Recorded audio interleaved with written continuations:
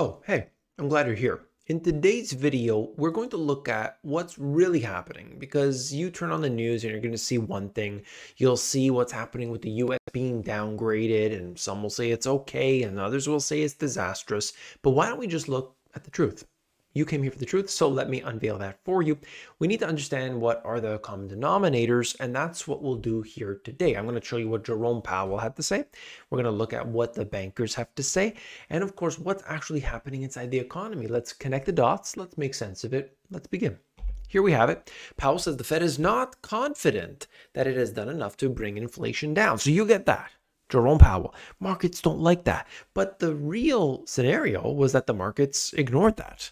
And you can see UBS strategists see far deeper Fed rate cuts than what the markets are pricing. So in fact, they see nearly 3% of a rate cut coming in the next little while, starting in March. So the Fed is saying one thing. Others are suggesting that they're going to be cutting rates. And there are some, as part of that, they're saying, no, they're going to be cutting rates to a significant degree.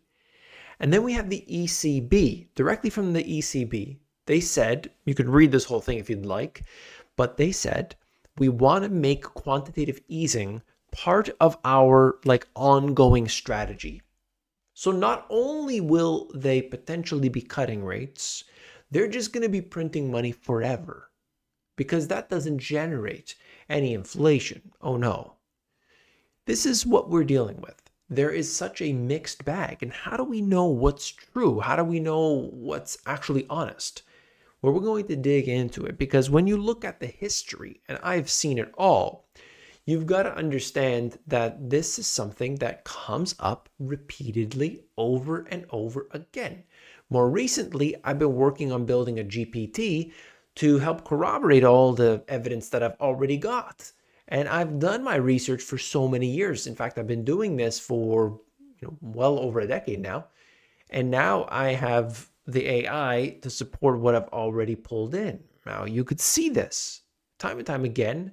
Central banks devalue your currency. Now, that's not new. I didn't make that up.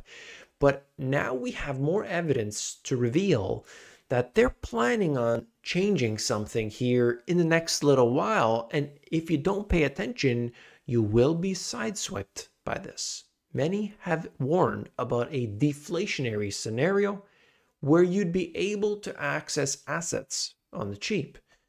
But I beg to differ. Here we have it. Look, interest payments on the US debt. Record is now over $1 trillion on this. Now, I've been talking about it a long time, telling everybody that this would happen, not because I have a crystal ball, but because this is what the government does. They get into more debt. Now, you know that already, right? But what do we realize out of all of this is that they need to finance that. How can they do this? Well, they have to go to the bond market, get money in this way. They need to do these auctions. And during this period of time, they have to be, depending on how much is out there, they have to be, essentially making sure that there's buyers. But when there are no buyers, there's the lender of last resort, the buyer of last resort, and that is the Federal Reserve. They will monetize the debt. And at the rate that we're seeing right now, just the amount of debt that the US is in, they're financing that at such a high level. We haven't seen this in a while, and it's $1 trillion worth. So of course there's a problem. We see these dots connecting. Do you? It's interesting, right? Help me out. Give a thumbs up on this video, and I do appreciate that very much. Look here. Here's why Moody's negative US credit outlook matters. Of course, they got downgraded in terms of, they're being put on a watch list essentially. Oh no, but they still have a AAA. It doesn't matter. It really doesn't. Now, the bond market might not like it and so on, but let's be honest. The whole world sees the US as the safe haven, the US dollar. And many other currencies are there, and we see the BRICS countries that are clearly trying to change the tune, but overwhelmingly the US dollar is still the one. Now, that number of how the whole world is using the US dollar as a reserve, that's been declining. It's now actually 58% in total. but they're, the number two spot is like way, way down the list. So we know that the US is still certainly having that monopoly there, and everybody wants the dollars, and it's, something that you could pull out in basically any country, and it's valid and valuable. But things are changing. US imports in January to September 2023, percentage change from a year earlier. Does this not signal, a crisis? Look, okay, bicycles happen to be one that's minus 40%, but just look all the way down there. It's not just that. Footwear, apparel, musical instruments, toys and games, TVs and monitors down 40, 30, 20% year over year. So we can see that there is a significant decline in what the consumer is willing to buy, perhaps an overproduction in the first place. And this is why I love looking at imports, exports, and freight in general. I want to know what's happening in the economy, and these are incredible ways to look at it. Credit card delinquencies have surged as well. You could see this right now, 90 days or more delinquent. There's different, you get the 30 days, the 60, and the 90. Obviously, the 90 is a little bit more of a telltale sign because they just can't do it. And what happens here? Well, they start to go back to their credit card companies, Visa, MasterCard, and they say, well, you know what? We can't pay back. We've got to be able to renegotiate. We got to slash this, slash that.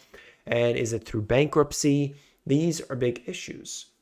Interest rates, they increase. You suddenly encounter a problem. And so you could have this whole thing spiral down, down, down, where there's mass delinquencies, where there's layoffs left, right, and center, where we have people that can't pay their bills, and everybody's living in a tent city, and everybody is going through a crisis. It's like the 1929. It's the Great Depression all over again. Or the central bank does something. They realize there's a lot of debt out there, that the US cannot finance that debt. And so we have to take action, right? It's an emergency. It's a crisis. So we start to cut interest rates. So we start to print money. And so we start to devalue your currency. And in doing so, maybe they kind of kick the can down the road. But what's more important than that?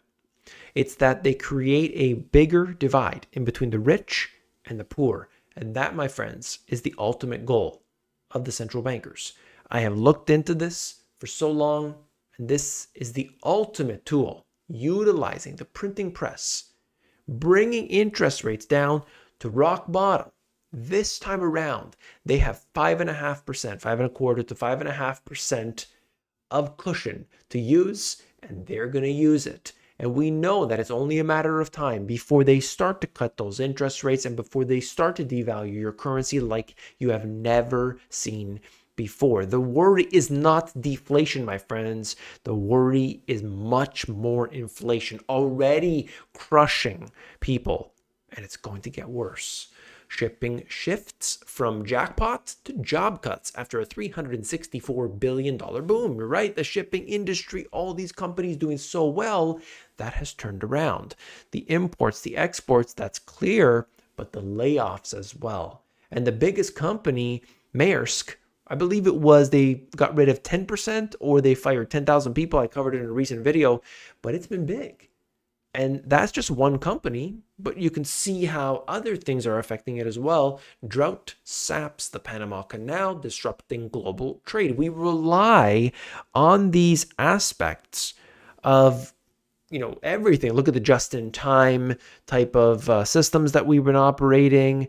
And now we've got this as well. So one by one, these things tend to happen. This is just showing us the Dallas Fed manufacturing business activity, and it's been down every month, every single month it's been down, just showing us overall we have economic indicators that are sluggish, that are weak, and that are ultimately showing contraction. So what can we do in these circumstances? I know it's difficult to look at this and start to think to yourself that there's no hope. Well, that's not true. Right? We need to understand this at a deeper level and know that even the Great Depression, we made our way out of that. There was massive growth after. But we've got to pay attention to something. Each and every cycle, there's a bigger divide in between the rich and the poor. You look at this from, let's say, the 50s up until today, that has been very distinct and very clear. So we want to make sure that we take advantage wherever it is that we can. Now, I have the Zoom classes, the Finance Fridays that we have, our Money GPS Finance Live class. This is something I do. I break down information for people on a very specific level. I do a presentation that lasts about half an hour to an hour. We go through everything you need to know in depth. Then we do a Q&A. I show you different softwares. I show you different presentations that I have available at that time. I also am now going to be including the AI. So the AI is not something we would just put all of our faith into. No, it's to give us additional information so that we can make better investment choices, right? And so that's part of this. The link will be in the description for that. I was calling it the mentorship. It has morphed into 2 separate days, where Friday is the finance and economy, and Sunday is where we talk about business. We talk about selling products online, because we want the currency diversification and geographical diversification of ourselves and so on. This is what I'm calling now, by the way, the Fire Your Financial Advisor, which is pretty cool because it's tweaking something that's taken me about 6 hours so far to put together as of this recording. And it gives us a way to look at current information based on past information, comparing the two, and sort of giving us an idea of where sectors, the best sectors and the best stocks are at this time, given the circumstances. And so, yes, we know that, and I have that, I've read for so many years, but we also want to use the AI wherever we can to pull data and sort of say, okay, yeah, I see what it's saying. And I could see that. Anyway, this is one of the reports that it pulled up. If you're interested, anyway, link in the description. You'll get that for yourself. Comment of the day. Here we go. Thank you for your comment. In 1982, I was in college and ran for my state legislature as a libertarian. No one wanted to hear a young kid with nothing more than a couple of intro courses in economics and finance talk about how evil debt was. And so going on, essentially saying, eventually we would get to this day where the reckoning would be felt, but unfortunately it took a very long time, and here we are. This is the unfortunate truth about the world that we live in right now, that it takes a long time to move through these cycles, but we want to be on the right side of that. And so I hope that everybody will take action today as best they can. I want to thank you for being here. If you appreciate this information, hit that thumbs up button, and I'll see you tomorrow. Take care.